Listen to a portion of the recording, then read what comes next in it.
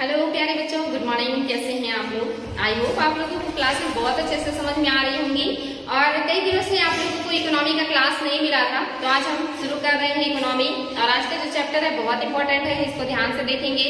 इसके अलावा जो बचे हुए पॉइंट्स हैं उसे हम कल डिस्कस करेंगे, वो मोस्ट इंपॉर्टेंट होंगे और उनको भी आपको देखना होगा। आप जानते हैं इकोनॉमी के क्वेश्चन भी अभी एग्जाम में बहुत ज्यादा आने लगे हैं, तो आपको इन सारी चीजों को देखना है। इकोनॉमी के जो क्वेश्चन होते हैं वो आपके सब्जेक्टिव भी होते हैं, इसके अलावा इससे करंट के क्वेश्चन भी बनते हैं, तो करंट से भी अपने आप को अपडेट रखिएगा और जो भी पढ़ा रहे हैं उसको ध्यान से देखिएगा ताकि आप लोगों को एग्जाम में प्रॉब्लम्स ना हो। तो चलिए बच्चों, आज के क्लास की शुरुआत करते हैं। और आज का जो पहला हेडिंग है वित्तीय बाजार।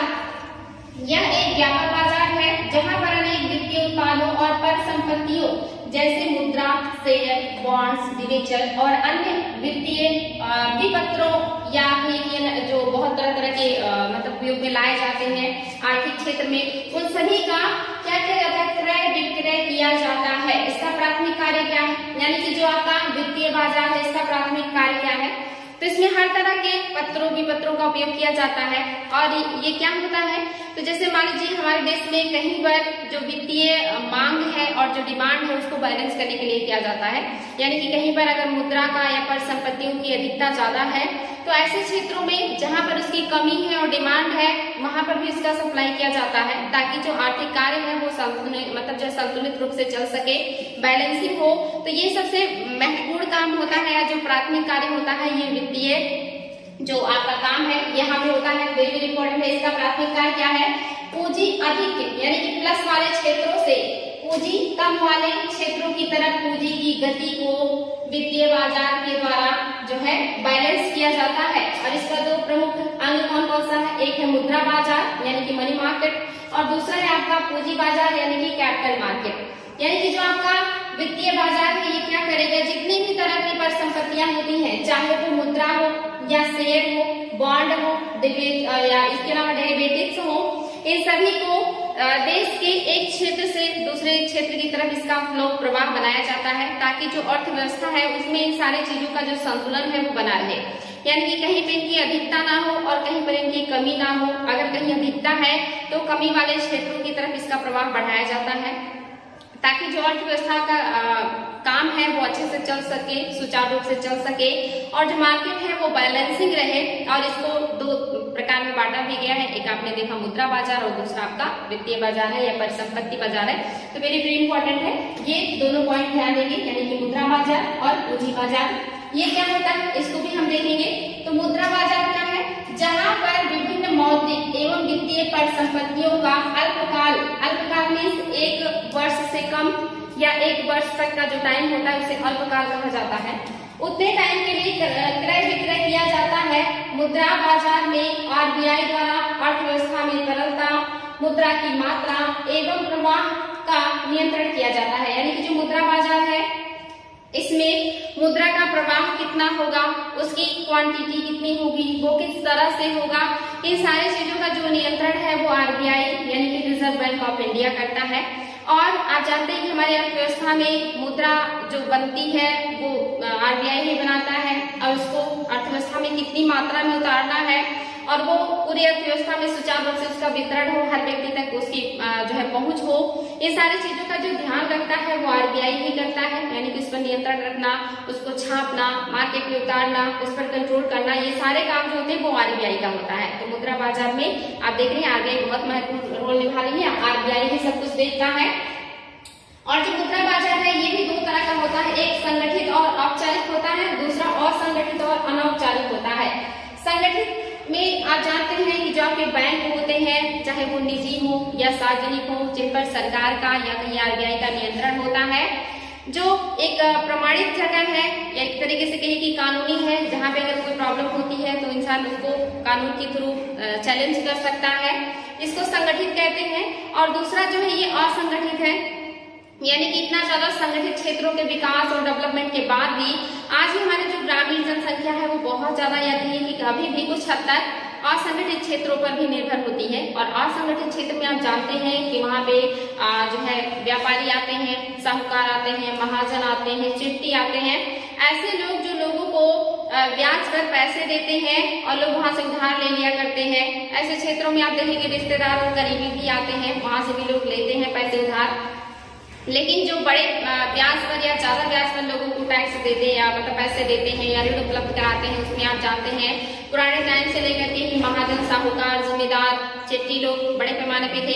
आज भी इनका अस्तित्व है, ये पूरी तरह से खत्म नहीं हुए हैं। इतना ज्यादा बैंकों के निर्माण होने के बावजूद भी लोग आज भी इन सारे लोगों के ऊपर निर्भर है, या कहिए कि जहाँ पर अभी इन सब चीजों का उतना ज्यादा डेवलपमेंट नहीं है, वहाँ आज भी जनता ऐसे लोगों के ही चंगुल में फंसी रहती है।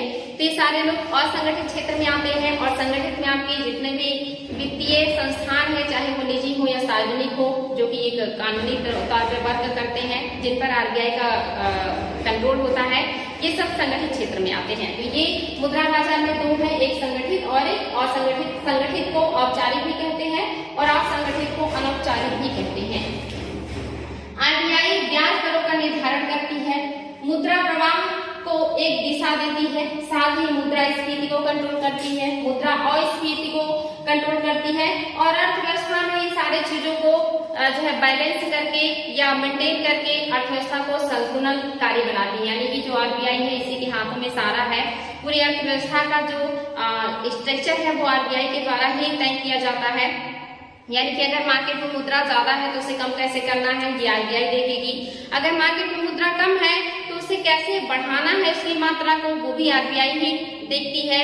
इसके अलावा जो मुद्राएं चलन से बाहर हो रही या पुरानी हो रही, उन्हें कैसे मार्केट से खत्म करना है, नई मुद्राएं लानी है तो उसका डिजाइन कैसा होगा, वो कितनी मात्रा में आएंगी मार्केट में, ये सारी चीजें आरबीआई ही गवर्न करता है। तो मुद्रा बाजार पूरी तरह से आरबीआई के कंट्रोल में है। आप ये चीजें यहाँ से समझ सकते हैं।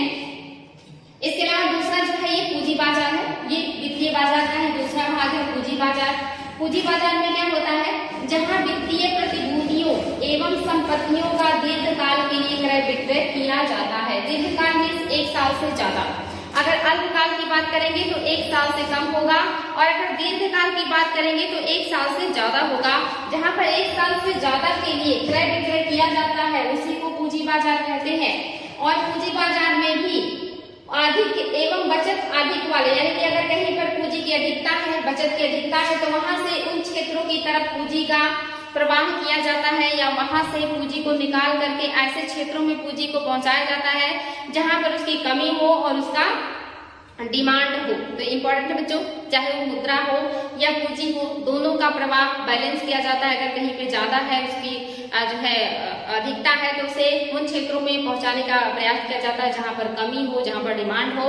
तो ये आप देखेंगे पूंजी बाजार में भी पाया जाएगा और आपके वित्तीय बाजार में भी पाया जाता है ये चीज। तो ये बैलेंस करने के लिए इस तरह के काम किए जाते हैं। तो उन क्षेत्रों में से पहुंचाया जाता है जहां पर इसकी मांग और कमी होती है। प्राथमिक मुद्रा बाजार और द्वितीयक मुद्रा बाजार, इसको भी 2 भागों में बांट दिया गया है। यानी कि जैसे आपने पूंजी बाजार को देखा 2 भागों में बांटा गया है, वैसे ही आपका यहाँ पे देखेंगे पूंजी बाजार और मुद्रा बाजार दोनों को 2-2 भागों में बांटा गया है। इंपॉर्टेंट है, ध्यान देंगे इसको। इसके अलावा मुद्रा क्या है आपको पता होना चाहिए। मुद्रा क्या है, वर्तमान में तो हम देख ही रहे कि मुद्रा क्या है, और मुद्रा का एक बहुत बड़ा इतिहास भी है। तो मुद्रा वो चीज होती है जिसके द्वारा हम वस्तुओं और सेवाओं का क्रय विक्रय करते हैं। यानी कि अगर हमें मार्केट से कोई सामान खरीदना है, या मार्केट में हमें कोई सामान बेचना है, या कोई जो है सेवा लेनी है या किसी को सेवा देनी है, तो उसके बदले में लोग पैसे का लेन देन करते हैं। और ये जो पैसा होता है उसी को मुद्रा कहते हैं। उसका जो मूल्य होता है उसी के आधार पर लेन देन किया जाता है। और आपको पता होना चाहिए कि जो मुद्रा का इतिहास है बहुत पुराना है। सिंधु घाटी सभ्यता से इसके बारे में पता चलता है, जहां पर सेलखड़ी की मुद्राएं बड़े पैमाने पर उपयोग में लाई जाती थी। उसके बाद आप देखेंगे वैदिक काल में निष्क नामक सिक्का और भी कुछ सिक्के प्रचलन में थे, उनके बारे में भी आप लोगों को पता होना चाहिए। आगे चल के आपने देखा कि मौर्य काल में बहुत बड़े पैमाने पर या सबसे ज्यादा मुद्राएं की ढलाई की गई थी। और उसके बाद कुषाण काल में आपने देखा था सबसे शुद्ध सोने के सिक्के जो है कुषाणों ने चलाए थे।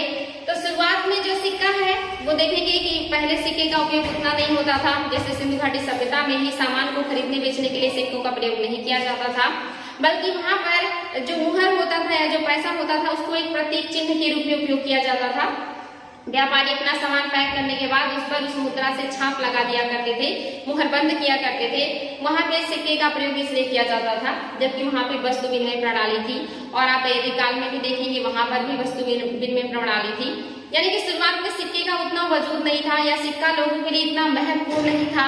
लोग अपने सामान की अदला बदली करके ही अपने जीवन में आर्थिक कार्य को मतलब जो है कंप्लीट कर लिया करते थे। उन्हें मुद्रा या पैसे की जरूरत नहीं होती थी। लेकिन हमें मुद्रा की जरूरत क्यों पड़ी या हमने पैसा क्यों बनाया? तो आपको पता होगा कि जो वस्तु विनिमय प्रणाली है ये अच्छी तो थी, इसके लिए किसी मुद्रा की जरूरत तो नहीं पड़ती थी, लेकिन ये बहुत मुश्किल भी होता था। जैसे आपको पता है कि सामान के बदले में सामान लिया जाता है। तो मान लीजिए अगर किसी को के पास भैंस है और उसको बेच करके उसे अनाज लेना है, तो उसको गेहूं अगर मान लीजिए लेना है तो क्या करेगा? वो ऐसे व्यक्ति को ढूंढेगा जिसको भैंस की जरूरत हो और उसके पास गेहूं ज्यादा हो, जिसको किसी को देना चाहता हो। तो ऐसे व्यक्ति को ढूंढना बहुत मुश्किल होता था कि जिसकी आपको जरूरत है वो आपको दे सके और जिसको आपके पास जो वस्तु है उसकी जरूरत हो ताकि आप उसे दे सके। तो एक्सचेंज प्रणाली काफी मुश्किल होता था। जैसे अनाज को ले लीजिए, कहीं पे धान अधिक हुआ, कहीं पे गेहूं अधिक हुआ, तो हमें ऐसे व्यक्ति को ढूंढना होगा। मान लीजिए हमारे पास गेहूं है तो हमें ऐसे व्यक्ति को ढूंढना होगा जिसके पास चावल हो और उसे गेहूं की ही जरूरत हो, तभी वो हमारा गेहूं लेके अपना चावल देगा या हमारी जो जरूरत है उसे पूरा करेगा। तो ये काफी मुश्किल होता था। आपको जरूरत है तो ऐसे व्यक्ति को ढूंढिए जिसके पास उसकी अधिकता हो और उसको भी वही जरूरत हो जो आपको देना है। तो ऐसे व्यक्ति को ढूंढना या इस तरह से काम चलाना समाज में या अर्थव्यवस्था में काफी दिक्कत हो रही थी, बहुत प्रॉब्लम हो रही थी। तो इन्हीं सारी परेशानियों से उबरने के लिए जो उस समय के जो राजा महाराजा थे उन्होंने जो है धातुओं के सिक्के चलाए थे। क्योंकि अगर उस समय इस तरह की कागजी मुद्रा चलाते या और कुछ चलाते, हालांकि तब कागज का आविष्कार भी नहीं हुआ था, तो कागजी मुद्रा का तो कोई मतलब जो है मतलब ही नहीं है। लेकिन किसी सस्ती धातु का अगर मुद्रा बनाया जाता तो लोग उसमें विश्वास नहीं करते, क्योंकि उसकी कीमत कम होती, उसकी वैल्यू कम होती। जैसे आप वर्तमान में देखते हैं हमारे पास जो मुद्राएं होती है, बड़े बड़े नोट होते हैं, वो मात्र एक कागज है, लेकिन वो हमारे लिए इसलिए वैल्यूएबल है या इसलिए हमारे लिए महत्वपूर्ण है क्योंकि उस पर जो हमारी गवर्नमेंट है या जो आरबीआई है उस पर वो गारंटी देती है कि इस पर जो मूल्य लिखा गया है आपको उतने की वस्तु और सेवाएं मार्केट में मिलेंगी और अगर कोई वो देने से मना करता है तो हम उसे दंडित करेंगे। यानी कि गवर्नमेंट मानती है कि इतने की है और ये जो है गवर्नमेंट अपनी तरफ से निर्धारित कर रही है, गवर्नमेंट देगी वो मूल्य अगर आपको विश्वास नहीं है तो, और अगर कोई उसे एक्सेप्ट नहीं कर रहा है मार्केट में तो ऐसे लोगों को गवर्नमेंट दंड देगी। यानी कि बहुत कठोरता से चीजें लागू की गई हैं, तब आज वो कागज का मुद्रा हमारे लिए इतना वैल्यूएबल है या हम उसे इतना इम्पोर्टेंस देते हैं। लेकिन प्राचीन काल में जब लोग ऐसी चीजों पर विश्वास करने में हिचकते थे या इतनी अच्छी कानूनी व्यवस्था नहीं थी, तो ऐसे टाइम में लोगों का विश्वास कैसे जीता जाए या कैसे उन्हें मुद्रा के प्रति उनका जो विश्वास है उसे जगाया जाए। तो उसके लिए जो राजा लोग हुआ करते थे उन्होंने कीमती धातुओं के सिक्के बनाना शुरू किया था, जो वजन में भी काफी होते थे, जिनका आकार भी ज्यादा होता था। यानी कि जो मुद्राएं होती थी उन पे जितना मूल्य अंकित किया जाता था उतने ही भार की वो बनाई भी जाती थी। अगर कोई उस मुद्रा को मार्केट में नहीं भी लेता है तो उस धातु को बेच करके व्यक्ति उतना पैसा प्राप्त कर सकता है या उतने वैल्यू की वस्तुएं प्राप्त कर सकता है। तो इसी वजह से जो राजा हुआ करते थे वो मुद्राएं जो बनवाते थे वो वजन में काफी हुआ करते थे और शुद्ध सोने या चांदी के सिक्के बनवाते थे ताकि जो लोग हैं इस कीमती धातु की वैल्यू को समझे और उस धातु के बदले सेवाओं को और वस्तुओं को लोगों को प्रदान करें। तो शुरुआत में आप देखेंगे जो राजा हैं उन्होंने जो सिक्के बनवाए हैं वो ज्यादातर सोने चांदी के हुआ करते थे।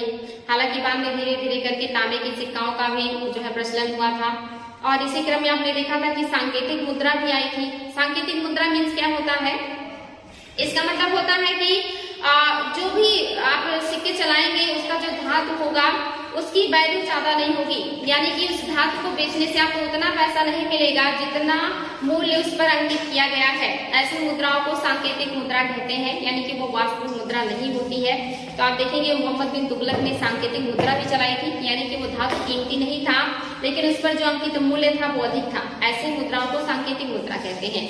तो शुरुआत में आपने देखा कि कैसे हमारे पास जो वस्तु विनिमय प्रणाली है वो कितना हमें प्रॉब्लम क्रिएट कर रही थी या लोगों को बहुत और सुविधा हो रही थी। तो राजाओं ने धातुओं की मुद्राएं चलाना शुरू किया था और जो धातु है वो काफी वजन में होता था, उसकी वैल्यू होती थी, तो लोगों ने धातुओं की मुद्राओं को लेना शुरू किया या उसको लेने में विश्वास जगाया और वहां से मुद्रा प्रणाली शुरू हो जाती है। मार्केट में लेन देन पैसे से शुरू हो जाता है और लोगों को सुविधा होने लगती है।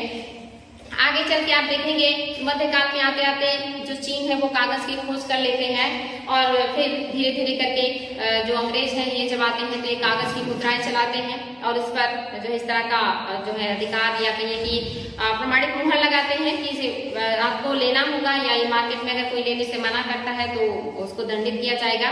और इसी तरह की मुद्राएं आज ही हमारे यहाँ चल रही है। हमारे यहाँ कागज की मुद्राएं भी चल रही हैं, सांकेतिक मुद्राएं भी चल रही हैं, क्योंकि हमारे यहाँ जो सिक्के हैं वो उतने वैल्यूएबल नहीं है या उनकी जो धातु है वो सस्ती है, लेकिन उन पर जो अंकित मूल्य है वो ज्यादा है, इसीलिए उसे सांकेतिक मुद्रा कहते हैं। तो ऐसी चीजें हमारे यहाँ चल रही हैं क्योंकि सरकार ने इसको प्रमाणित किया है, उस पर आरबीआई के गवर्नर जनरल के मुहर होते हैं, साइन होते हैं। तो ये है मुद्रा और इसका जो इतिहास है वो मैंने आपको बताया कि कैसे कैसे करके यहाँ तक पहुंचा है। और आप जानते हैं कि सिर्फ आपका जो कागज का नोट है इतना ही तक नहीं, जो मुद्रा है अब आभासी मुद्राएं भी चलने लगी हैं, जैसा कि बिटकॉइन, ये हाथ में नहीं ले सकता कोई, सॉफ्ट करेंसी होती है, ये अकाउंट टू अकाउंट ट्रांसफर किया जाता है और ये इस समय बहुत ज्यादा प्रचलन में आ रहा है। हालांकि ये काफी एक तरीके से कही कि काफी बड़े अमाउंट में ही इनका जो है लेन देन होता है और ये बाय कंप्यूटर ही होता है, ये हार्ड करेंसी नहीं है और इसे हर देश में अभी मान्यता भी नहीं मिला है। लेकिन आगे चल करके जिस तरह से सारी चीजें ऑनलाइन हो रही हैं और लोग आगे बढ़ रहे हैं तो आभासी मुद्राओं का प्रचलन भी बड़े पैमाने पे होगा, धीरे धीरे करके ये सारी चीजें बढ़ेंगी। तो ये है मुद्रा। पहले कैसे जो है पत्थर की मुद्राएं या मिट्टी की मुद्राएं होती थी, फिर वो धातुओं की बनी, फिर वो सांकेतिक मुद्राओं में तब्दील हुई और अब नोट की मुद्राओं में और उसके बाद जो है आभासी मुद्राओं में तब्दील हो गई हैं। तो ये आपका मुद्रा का इतिहास है जिस पर पूरी अर्थव्यवस्था टिकी है, जिस पर लोगों का विश्वास टिका है, जिसके जरिए लोग अपना काम कर रहे हैं। जिसके पास जितनी ज्यादा मुद्राएं होती हैं उसका सोसाइटी में उतना ज्यादा वैल्यू होता है, वो उतनी ही ज्यादा वस्तुओं और सेवाओं का क्रय विक्रय कर सकता है और अपने आप को आगे बढ़ा सकता है। तो ये है मुद्रा, जिसको हम जानते हैं कि वर्तमान में क्या वैल्यू है। तो मैंने आपको बताया वित्तीय बाजार, वित्तीय बाजार के दो भाग हैं, मुद्रा बाजार और पूंजी बाजार। वो सारी चीजें आप लोगों को आई होप क्लियर हो गई होंगी। फिर आपने देखा मुद्रा क्या है, तो मुद्रा का इतिहास मैंने बताया आपको। पहले वस्तु विनिमय प्रणाली थी, बाद में चल करके आपने देखा सिंधु घाटी सभ्यता में मुलायम चट्टान या मिट्टी की जो है बनी। उसके बाद आपने देखा धातु जो मुद्राएं हैं इनका प्रचलन शुरू हुआ। उसके बाद सांकेतिक मुद्राओं का भी कुछ दिनों तक प्रचलन हुआ, साथ ही कांस्य मुद्रा आई और अब आपकी आभासी मुद्रा आ गई है। तो ये मुद्राओं का क्रम है, तो अगर एग्जाम में आए तो आप इसे कर भी सकते हैं। इसके अलावा मुद्रा के कार्य क्या क्या होते हैं, हम मुद्रा से कौन कौन से कार्य करते हैं या वर्तमान में हमारा जो दैनिक जीवन है इसमें हम मुद्राओं का उपयोग किस तरह से करते हैं। तो आप देखेंगे मूल्य का माप, यानी कि जो मुद्रा होती है उससे हम किसी भी वस्तु या सेवा के मूल्य की माप करते हैं कि कोई भी वस्तु हमें कितनी कीमत में मिलेगी या जो सेवा है वो हमें किस कीमत पे प्राप्त होगी। ये किसमें हम मापते हैं, तो ये मूल्य में मापते हैं और मूल्य किसका होता है, तो मुद्राओं का होता है। तो पहला काम क्या है, मूल्य का माप करना। मुद्रा मूल्य की माप करती है वस्तुओं और सेवाओं के। दूसरा विनिमय का माध्यम, यानी कि कोई भी वस्तु आपको खरीदनी हो या बेचनी हो, कोई भी सेवा आपको प्राप्त करनी हो या बेचनी हो, तो उसके लिए आपको अपना मूल्य बताना होगा और उसका जो माप है वो किसमें होगा, वो मुद्रा में होगा। तो ये क्या करता है, विनिमय का माध्यम भी है। कोई भी चीज खरीदने बेचने में हम किस चीज को माध्यम बनाते हैं, तो मुद्रा को माध्यम बनाते हैं। तो इम्पोर्टेंट बच्चों ये भी। मूल्य का संचय, यानी कि अगर आप अपने पास मूल्य का संचय करना चाहते हैं तो कैसे करेंगे, मुद्राओं के रूप में करेंगे, चाहे उसे बैंक में जमा करके करें या अपने घर में रख के करें। क्योंकि आपको पता है जब भी कोई वस्तु या जो सेवा है वो आप उसे परचेज करने जाएंगे, चाहे आज या भविष्य में, तो आपको पैसे की जरूरत पड़ेगी और पैसे का क्या होता है, मूल्य होता है। तो ये क्या करता है, आपके संचय के रूप में भी रख सकते हैं इस मूल्य को। जिसके पास इसका संचय होता है वो व्यक्ति कोई भी चीज परचेज कर सकता है, उसका समाज में वैल्यू होता है और वो हर चीज को ले सकता है और बेच भी सकता है। तो ये क्या है, बहुत इंपॉर्टेंट है, ये वर्ड भी आप याद रखिए, मूल्य का संचय, जो कि हम मुद्रा के रूप में करते हैं। इसके अलावा मूल्य का हस्तांतरण, यानी कि आपको मान लीजिए कोई संपत्ति है और आप उस संपत्ति को जो है बेचना चाहते हैं या कहीं आप और जाकर के रहना चाहते हैं और आपका जो घर है उसको आप बेचना चाहते हैं, तो बेचने के लिए आपको क्या करना होगा, पैसे के रूप में उसको तब्दील करना होगा। यानी कि आप किसी से उसके बदले में पैसा लेंगे और फिर वहां से जाकर के आपको दूसरी जगह जहां भी मकान लेना है वहां पे जाकर के आप दूसरे व्यक्ति को पैसा दे करके उस मकान को परचेज कर लेंगे। तो क्या हो गया, ये मूल्य का हस्तांतरण हो गया। अगर ऐसा नहीं होता तो आपको ऐसे व्यक्ति को ढूंढना होता जिसको यहाँ घर की जरूरत हो और वो व्यक्ति वहां पे आपको घर दे सके जहाँ आपको घर लेना है। तो ये बहुत ही मुश्किल काम था।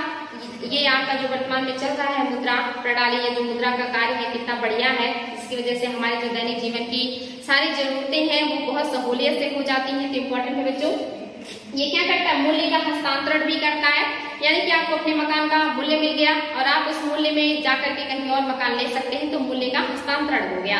तो ये मूल्य का हस्तांतरण भी करता है।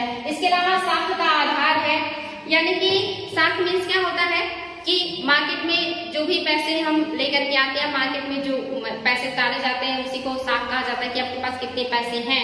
जितने ज्यादा होंगे इसका मतलब आपका साख उतना ही ज्यादा मजबूत है, इसी को साख कहा जाता है। तो क्या करता है, साख का आधार भी है, यानी कि आपके पास ज्यादा पैसे हैं तो आपका साख मजबूत है। जैसे कहते हैं कि जो बैंक हैं अगर उनके पास पैसे बहुत ज्यादा हो तो उनका साख मजबूत है, वो दूसरों को भी पैसे दे करके उनके साख को मजबूत कर सकते हैं, या उनसे पैसा ले करके लोग जाकर के मार्केट में इन्वेस्ट कर सकते हैं। तो ये साख का एक तरीके से कहिए किसी पर पूरा आधारित होता है।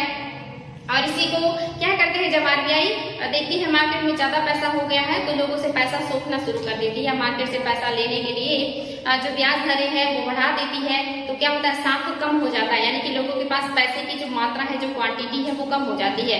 और जब पैसे की मात्रा कम हो जाएगी तो इसका मतलब साख कम हो गया, और जब पैसे की मात्रा ज्यादा हो जाएगी तो यानी कि साख ज्यादा हो गया। तो क्या करता है, ये साख का आधार भी है कि पैसे से ही साख बनता है। अगर पैसे ज्यादा है तो साख अच्छा है, और पैसे ज्यादा नहीं है तो साख अच्छा नहीं है। तो साख में वैसे आज जानते हैं टहनियां होती हैं, यानी कि किसी वृक्ष में जितनी ज्यादा टहनियां होगी वो वृक्ष उतना ही ज्यादा बैलेंसिंग होगा। तो अगर किसी तरफ टहनियां ज्यादा हो जाती है तो जो पेड़ का आप देखेंगे बैलेंस बिगड़ जाता है और पेड़ गिर भी सकता है।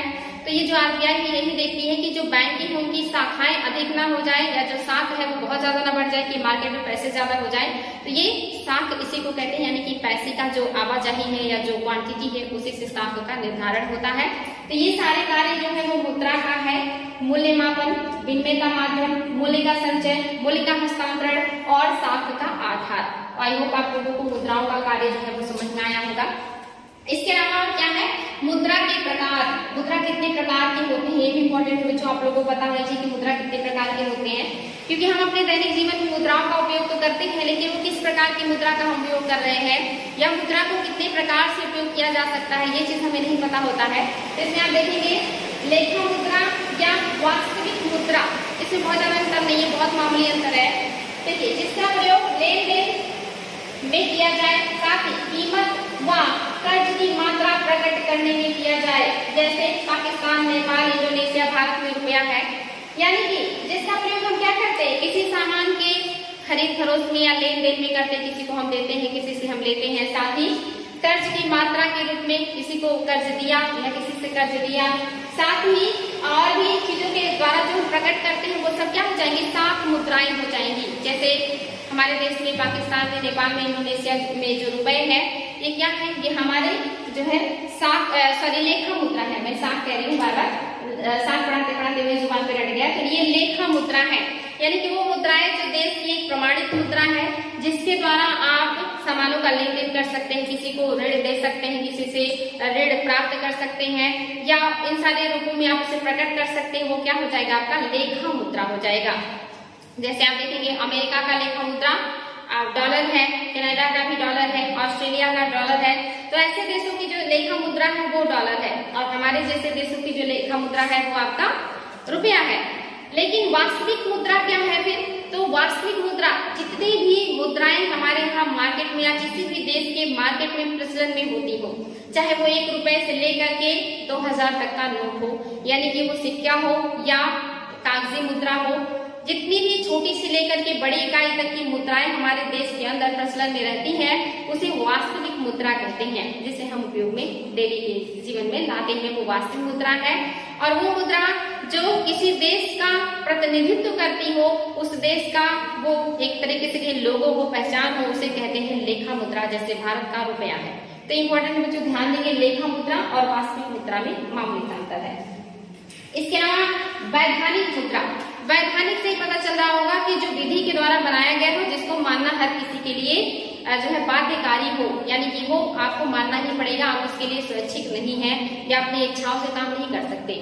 यानी कि जो मुद्रा बनाई गई है जिस पर आरबीआई के गवर्नर का साइन है या सरकार के द्वारा प्रमाणित है, उसको आप मार्केट में लेने से मना नहीं कर सकते या आप उसे किसी को देने से मना नहीं कर सकते। जैसे मान लीजिए आप किसी के यहाँ कोई सामान खरीदने जाते हैं और कोई कह दे कि हम ये मुद्रा नहीं लेंगे और हमें दूसरी मुद्रा दीजिए, तो आप उसके ऊपर केस कर सकते हैं या ऐसे लोगों को गवर्नमेंट दंडित करेगी कि आप पैसा लेने से क्यों मना कर रहे हैं, क्योंकि गवर्नमेंट ने उस पर जो है प्रमाणित किया हुआ है कि इसको आपको लेना ही पड़ेगा, यानी कि आप उसमें अपना इच्छा या अपनी मर्जी नहीं जाहिर कर सकते हैं। जो भी मुद्राएं गवर्नमेंट के द्वारा अर्थव्यवस्था में चलाई जा रही है उसे लेना आपके लिए बाध्यकारी है, आप उसे लेने से मना नहीं कर सकते हैं। वही चीज यहाँ पर दिया हुआ है कि क्या है ऐच्छिक मुद्रा या साख मुद्रा। ऐच्छिक मुद्रा को साख मुद्रा या बैंकिंग मुद्रा भी कहा जाता है, क्योंकि यह किसी न किसी की साख पर चलती है, जैसे चेक। इसके अलावा जो आपका चेक होगा वो किस पे चलेगा, तो जो भी व्यक्ति आपके ऊपर आपको चेक देगा उसकी साख पर चेक होता है। यानी कि एक तो ये ऐच्छिक है, यानी कि वैधानिक मुद्रा है, ऐच्छिक नहीं है वैधानिक है, यानी कि इसे आपको लेना आपकी मजबूरी है, आप इसको मना नहीं कर सकते। और ऐसी मुद्राएं क्या होती है, किसी की साख पर चलती हैं। और साख कैसा जान लीजिए, अगर मान लीजिए कोई व्यक्ति है और वो आपको चेक दे रहा है तो वो चेक उसकी साख पर ही जो है माना जाएगा, क्योंकि उस व्यक्ति के पास अगर पैसा अच्छा है, उसका कारोबार अच्छा है, लोग उस पर विश्वास करते हैं तो उसके चेक को लेंगे, अन्यथा नहीं लेंगे, तो उसकी साख पर निर्भर होता है। इसके अलावा जैसे मान लीजिए कि कोई बैंक है, बैंक ड्राफ्ट है, तो उस बैंक के साख पर उसको लोग लेंगे, यानी कि बैंक की साख अच्छी है तो लोग उसका ड्राफ्ट लेना पसंद करेंगे, अगर साख अच्छी नहीं है तो ड्राफ्ट नहीं लेंगे, इसलिए इसको साख मुद्रा और बैंक मुद्रा भी कहते हैं। हुंडी तथा विनिमय पत्र, हुंडी और विनिमय पत्र कौन जारी करता है, तो व्यापारी जारी करते हैं और ये व्यापारियों की साख पर निर्भर करता है। तो इम्पोर्टेंट बच्चों, चाहे वो चेक हो, बैंक का ड्राफ्ट हो या हुंडी हो, ये सारे क्या होते हैं, जो भी जारी करता है उसकी साख पर निर्भर करता है, इसीलिए इसे साख मुद्रा या बैंक मुद्रा भी कहते हैं। तो इम्पोर्टेंट है, ये ध्यान देंगे। इसके अलावा आपका है सांकेतिक मुद्रा। सांकेतिक मुद्रा मैंने बताया कि जिस भी धातु में जो है मुद्रा का चलन किया जाएगा उसकी जो वैल्यू होगी वो कम होगा उस पर अंकित मूल्य से। मान लीजिए आपके पास 10 रुपए का सिक्का है और वो जो उसमें धातु लगी है, अगर आप उसे पिघला करके बेचने जाएं और तो मार्केट में वो 5 रुपए का भी ना बिके, तो इसका मतलब क्या है, वो सांकेतिक मुद्रा है, यानी कि इस पर जो अंकित मूल्य है उससे कम उसका वास्तविक या उसमें जो धातु लगा है उसका मूल्य है, तो ये सांकेतिक मुद्रा होगा।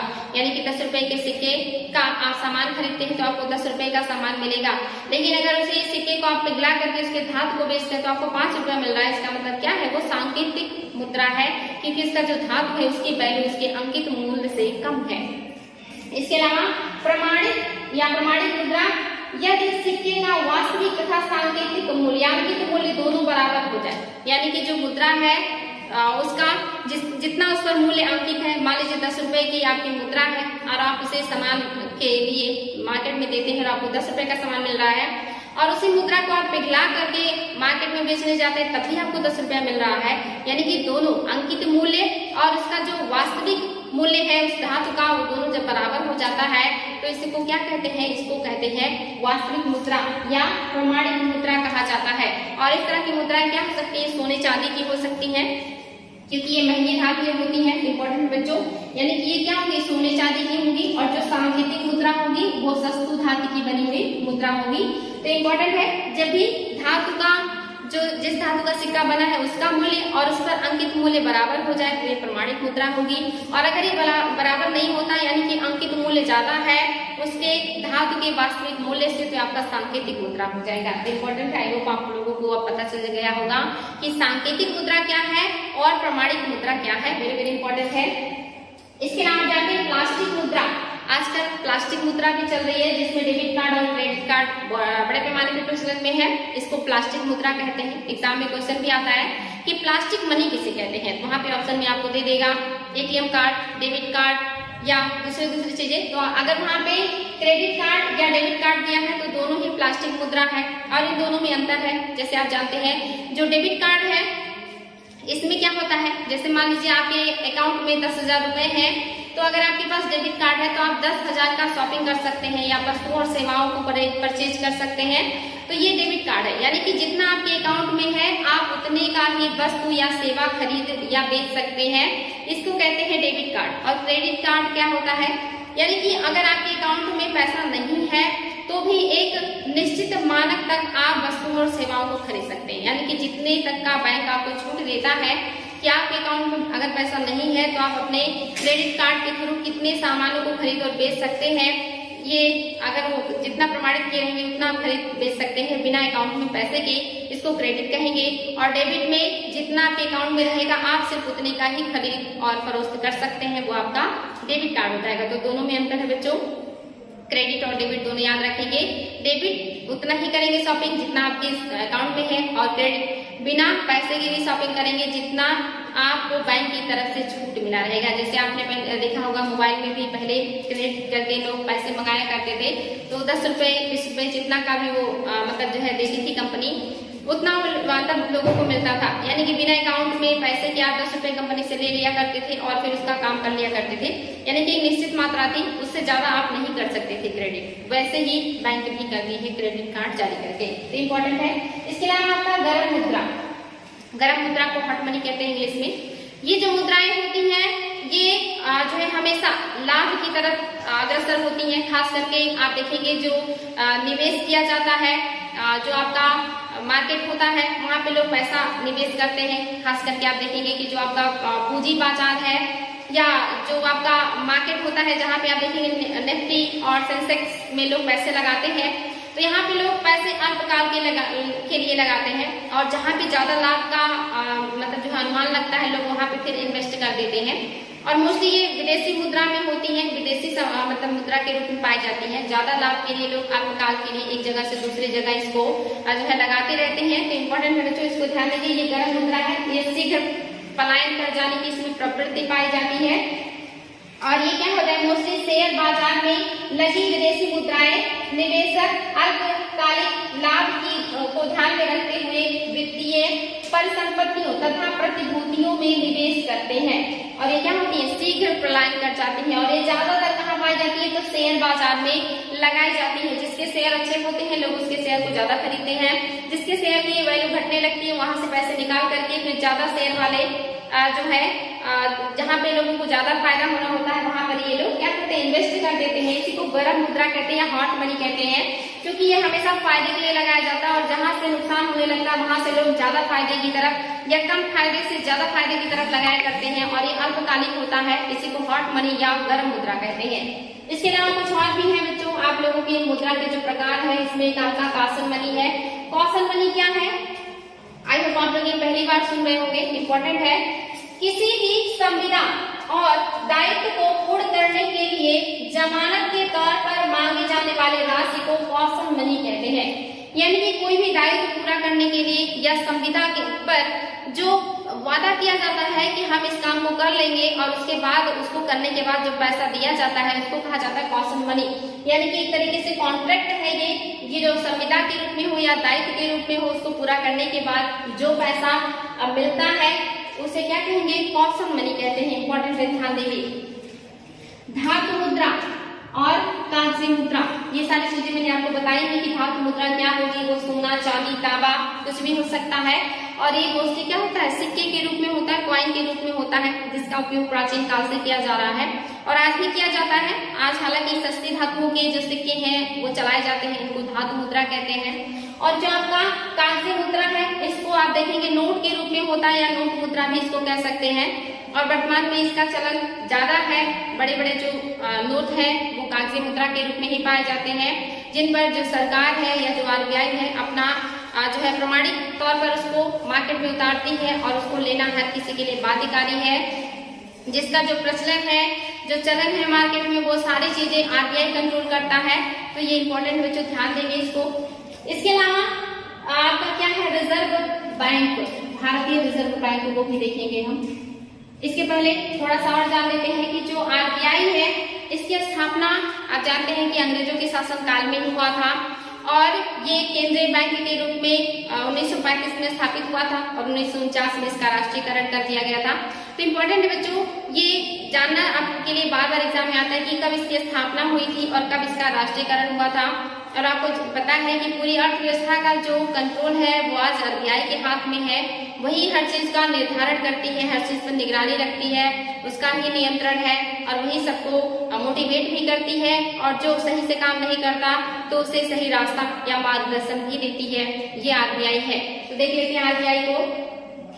इसकी स्थापना की सिफारिश आप देखेंगे, भारत में केंद्रीय बैंक यानी कि आरबीआई की स्थापना की सिफारिश 1926 में हिल्टन यंग कमीशन, ये एग्जाम में आता है बच्चों की आरबीआई की स्थापना जो है वो किस कमीशन के सिफारिश पर हुआ था, तो हिल्टन यंग कमीशन के सिफारिश पर हुआ था। ये चीज आप लोगों को बहुत ज्यादा अच्छे से ध्यान रखना है। हिल्टन यंग कमीशन ने की थी। 1931 में भारतीय केंद्रीय बैंक की जांच समिति ने भी भारतीय रिजर्व बैंक को केंद्रीय बैंक के रूप में स्थापित करने की सिफारिश की थी। ये भी इम्पोर्टेंट है। 1931 में भारतीय केंद्रीय बैंक के रूप में आरबीआई को स्थापित करने के लिए एक जांच समिति बनाई गई थी। इसने भी कहा था कि नहीं, रिजर्व बैंक को केंद्रीय बैंक बना देना चाहिए। इसके अलावा आप देखेंगे कि सिफारिश की इन्हीं के सिफारिश पर 1934 में भारतीय रिजर्व बैंक अधिनियम 1934 पारित किया गया था। यानी कि इन्होंने जो सिफारिश की 1931 में, उसी के आधार पर भारतीय रिजर्व बैंक अधिनियम बनाया गया 1934 और ये पारित भी 1934 में हुआ था। और इन दोनों की सिफारिश पर ही आप देखेंगे 1 अप्रैल 1935 को आरबीआई की स्थापना हुई थी। ये डेट भी याद रखेंगे बच्चों, 1 अप्रैल 1935 में आरबीआई की स्थापना हुई है। और किसकी संस्तुति पर या किसकी सिफारिश पर हुई है, तो 1931 का जो भारतीय बैंक जांच समिति है और दूसरा 1934 का भारतीय रिजर्व बैंक अधिनियम, इन्हीं दोनों की सिफारिश पर या इन्हीं दोनों की डिमांड पर आरबीआई की स्थापना 1 अप्रैल 1935 में किया गया था। यह प्रारंभ में शेयर धारकों के बैंक के रूप में निजी क्षेत्र के अंतर्गत था।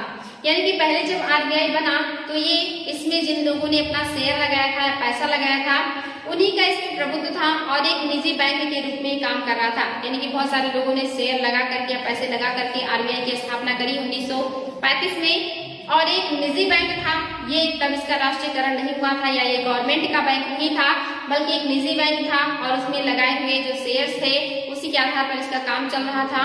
और जिसने जितनी मात्रा में शेयर लगाया था उसका उतना ज्यादा नियंत्रण था इस बैंक पे। तो पहले क्या था, एक निजी बैंक था, लेकिन आगे चल करके क्या हुआ, जिसका यानी कि आरबीआई का 1949 में राष्ट्रीयकरण किया गया। ये डेट भी इंपॉर्टेंट है बच्चों, एग्जाम में आता है कि आरबीआई का राष्ट्रीयकरण कब किया गया था, तो 1949 में किया गया था। यानी कि यहाँ से ये सरकारी बैंक या आप देखेंगे सार्वजनिक बैंक के रूप में हो गया, यानी कि गवर्नमेंट का इस पर अधिकार हो गया, गवर्नमेंट का प्रभुत्व हो गया। और ये काम कब हुआ है, आजादी के बाद किया गया है। इंपॉर्टेंट है, इसको देखेंगे।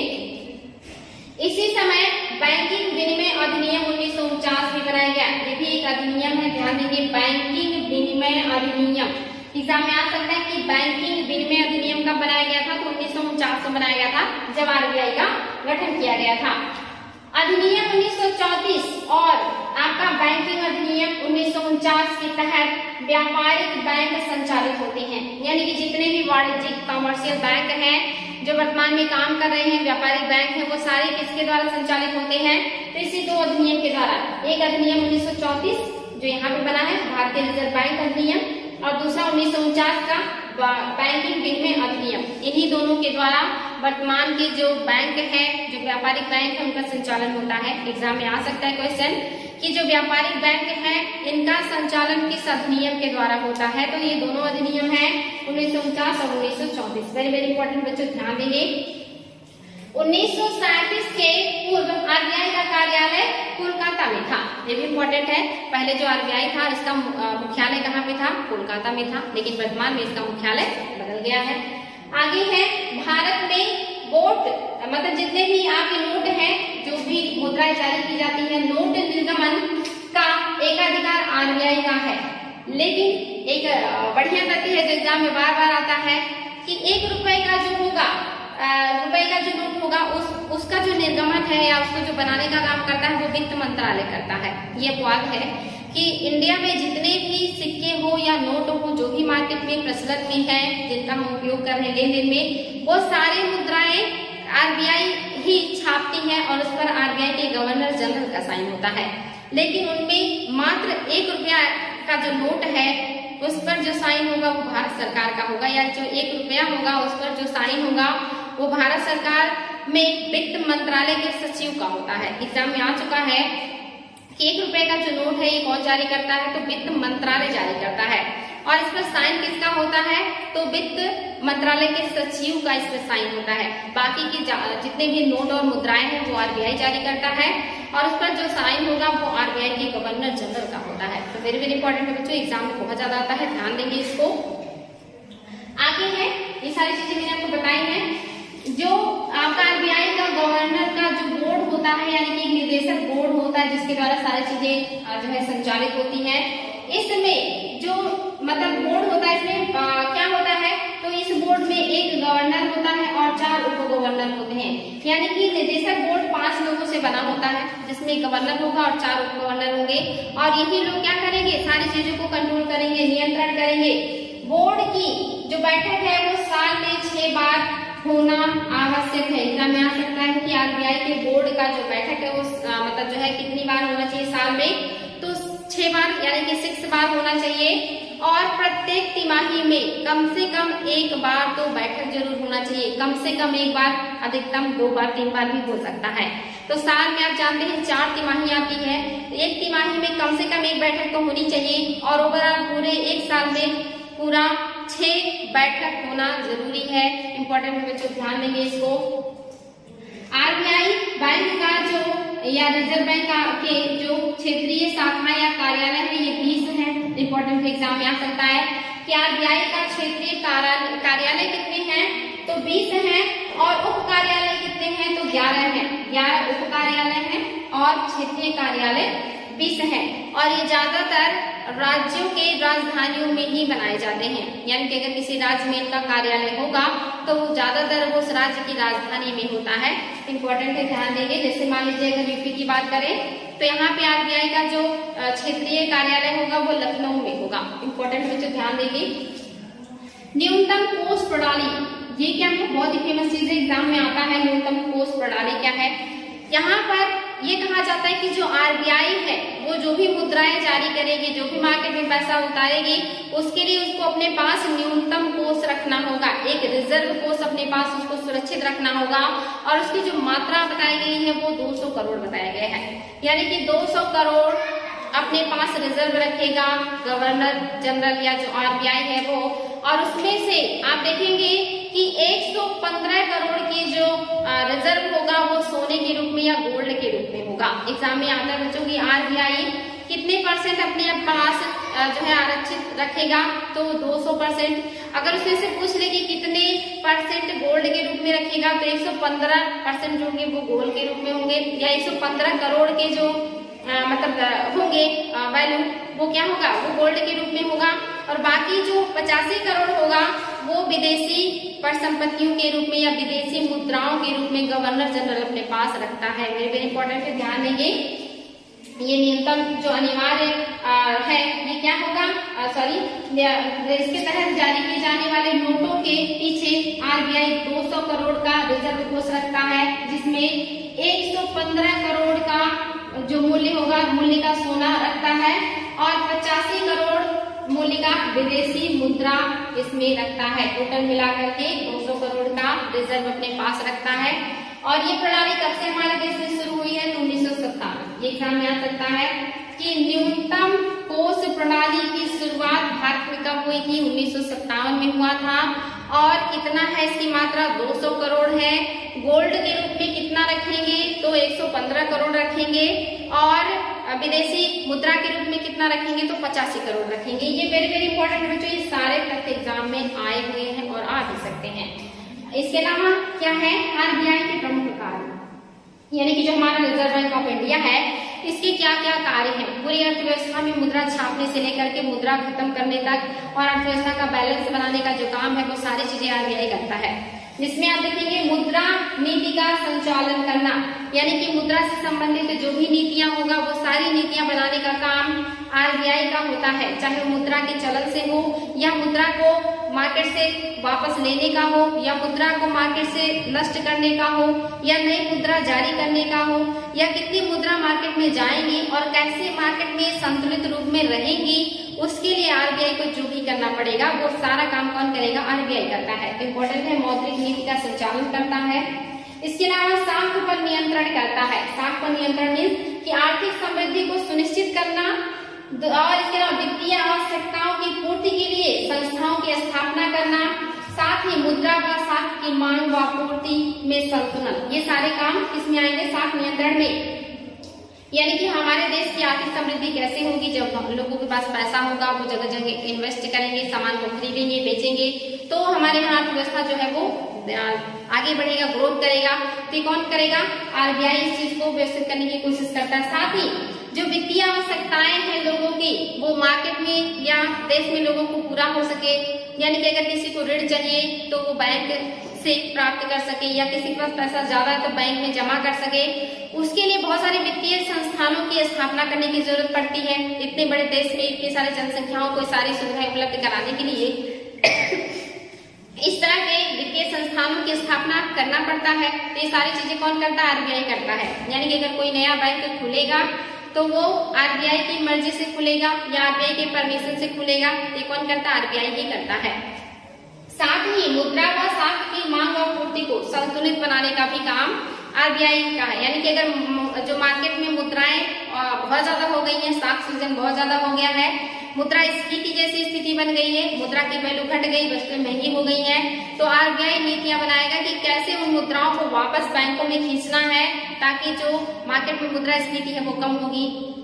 अगर मुद्राओं की जो कमी है मार्केट में हो गई है और मुद्रा अस्फीति आ गई है, वस्तुएं जो है वो क्या हो जा रही है, सस्ती हो जा रही है और मुद्रा की वैल्यू बढ़ती जा रही है, ऐसे में लोगों को प्रॉब्लम होने लगेगी।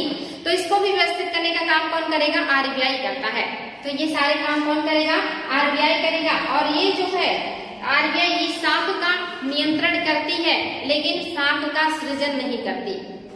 यानी कि मार्केट में पैसा लेने और देने का काम आरबीआई का नहीं है, वो सिर्फ देखती है कि मार्केट में पैसे की सप्लाई ज्यादा या कम तो नहीं हो रहा है, उसको बैलेंस करने का काम आरबीआई का है। तो अगर कभी यह है कि साख सृजन करता है आरबीआई, तो ये गलत है, वो सृजन नहीं करता, वो नियंत्रण करता है।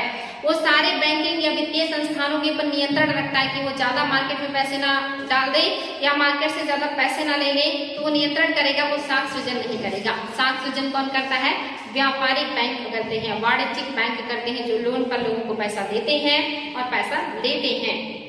तो याद रखिए बच्चों, ये सृजन नहीं करेगा, नियंत्रण करेगा। एग्जाम में आ सकता है क्वेश्चन। इसके अलावा क्या करेगा, मुद्रा जारी करता, यानी कि ये मुद्राएं जारी करता है। कौन सी मुद्राएं जारी करनी है, कितनी कीमत की मुद्राएं जारी करती हैं, कितनी मात्रा में मुद्राएं जारी करनी है, ये सारी चीजें कौन डिसाइड करता है, गवर्नर जनरल डिसाइड करता है। हालांकि इस पर सरकार का भी एक तरीके से कहिए कि होता है, प्रभुत्व होता है, हस्तक्षेप होता है, लेकिन कार्य जो करता है वो आरबीआई ही करता है मुद्राएं जारी करने का। इसके अलावा एजेंट एवं सलाहकार की भूमिका अदा करने के रूप में, यानी कि सरकार का बैंक भी है, सरकार का ये बैंक भी है, सरकार को जरूरत पड़ने पे सरकार को भी उधार देता है, सरकार यहाँ से पैसे प्राप्त कर सकती है। साथ ही ये एजेंट के रूप में या सलाहकार की भूमिका के रूप में भी होता है कि अर्थव्यवस्था में मुद्राओं का कितना प्रचलन होना चाहिए, कौन सी मुद्राएं हैं जो मार्केट में अब चलने योग्य नहीं, उनको हटा देना चाहिए। तो ये गवर्नमेंट को सलाह भी देता है, उसका एजेंट भी होता है और गवर्नमेंट को जरूरत पड़ने पर उसको पैसे भी उधार देता है। तो ये गवर्नमेंट या सरकार का भी बैंक है और उसका एजेंट और सलाहकार भी है। इसके अलावा विदेशी विनिमय दर का नियंत्रण, यानी कि हमें जो विदेशों से हम सामान को खरीदते हैं, बेचते हैं, तो हम कितना निवेश करेंगे या कितना हम चीजों का आदान प्रदान करेंगे, ये सारी चीजें कौन नियंत्रित करता है, आरबीआई ही करता है। तो ये क्या करता है, ये विदेशों में विनिमय दर का नियंत्रण भी करता है। इसके अलावा विकासात्मक भूमिका भी है इसकी, यानी कि अर्थव्यवस्था का विकास कैसे होगा, डेवलपमेंट कैसे होगा, तो कौन कौन सी नीतियां लागू किया जाए या कौन से तरीके से काम किया जाए कि देश का विकास हो, डेवलपमेंट हो, और अर्थव्यवस्था में पैसे का फ्लो बना रहे, संतुलन बना रहे और पूरे देश की जो अर्थव्यवस्था है वो अच्छे से चल सके, लोगों तक पैसे की पहुंच हो ताकि जो देश है वो विकास करे, डेवलपमेंट करे। ये सारी चीजों का नियंत्रण या निगरानी या जो कार्य है वो किसका है, वो आरबीआई का है। तो आई होप बच्चों आप लोगों ने देखा कि आरबीआई के क्या क्या काम है। अभी तक जो आपने पढ़ा ये बहुत ही इंपॉर्टेंट है, इनको एक एक पॉइंट्स को आपको रटना है। ये आप जानते हैं आईएएस और पीसीएस में अब क्वेश्चन जो है अंडरस्टैंडिंग के आने लगे हैं। तो अगर आप क्लास को अच्छे से देख करके समझेंगे तो ही आप क्वेश्चन को सॉल्व कर पाएंगे। इसके अलावा जो बचे हुए बहुत ही इंपॉर्टेंट पॉइंट्स हैं उनको हम कल डिस्कस करेंगे, उनको भी आपको देखना है, वहां से भी एग्जाम में बहुत ज्यादा आता है। यानी कि आरबीआई का काम भी खत्म नहीं हुआ। आज आपने मोटे मोटे तौर पर देखा कि आरबीआई क्या क्या करती है। कल हम इसको और बारीकी से अध्ययन करेंगे कि इन सारे कामों को करने के लिए आरबीआई किन किन तरीकों का उपयोग करती है, या ये जो आपने पढ़ा डिटेल में कि अर्थव्यवस्था कैसे चलती है, क्या क्या उसके जो उपयोग है, तो हम उसको कल और बारीकी से अध्ययन करेंगे कि आरबीआई कौन कौन से तरीके से अपने इन सारे कार्यों का संचालन करती है जिससे हमारा अर्थव्यवस्था जो है वो अच्छे से चलता है। इसको कल हम अध्ययन करेंगे बच्चों। आज के लिए इतना ही। आई होप आपको समझ में आया होगा। बस, थैंक यू।